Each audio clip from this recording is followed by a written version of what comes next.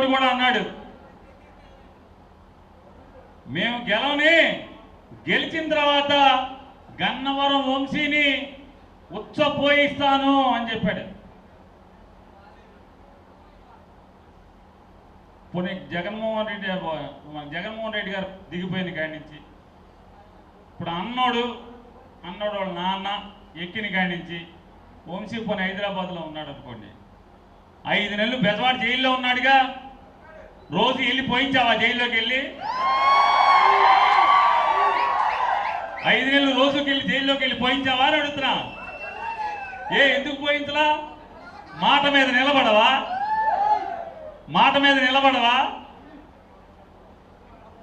బెజవాడ జైలుకి వెళ్ళి పోయించాలి కదా, పోయించవా? ఊరికే మైకుల ముందు పోయిస్తారా? వస్తున్నాడు మరొక 3 నెలలు, గుడివేడలో అడుగు పెడుతున్నాడు ఆరోగ్యం బాగు చేసుకుని. ఎవడొస్తాడో రండిరా కట్రాయి మీద నడిపిస్తాకి, ఎవడొస్తాడో కట్రాయి మీద నడిపిస్తాకి. గుండె ఆపరేషన్ చేయించుకున్నాడు, అన్ని సరి చేయించుకున్నాడు, ఆరోగ్యంగా మరొక 3 నెలల్లో వస్తున్నాడు. వచ్చాక ఎవడొస్తాడో రండిరా అండర్వేర్ మీద నడిపించండి, చూస్తాం. కట్రాయి మీద నడిపించండి మీరు.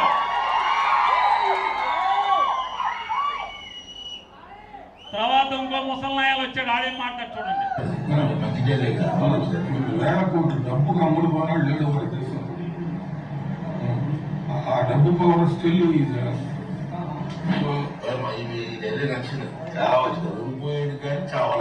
ఓడిపోయాడు కానీ సావలేదని.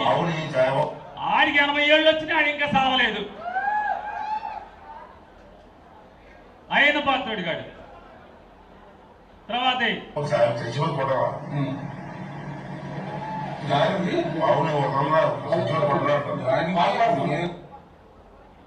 ఆ తాడేపల్లి ప్యాలెస్ దత్తమ్మకి చెప్తా ఉన్నా,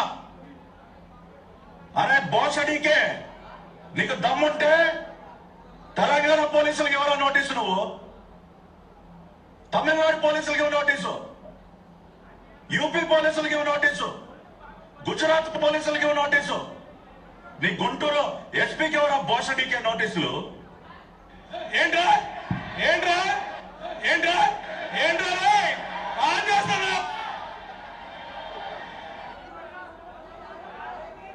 ఏరా ఈ బెటరా డిబేట్లు మీరు పెట్టరా? ఈ డిబేట్లు పెట్టరా అంటున్నా.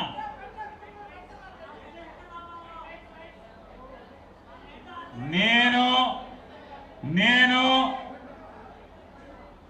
చీకట్లో నరికేయండి అని నేను అనలేదు.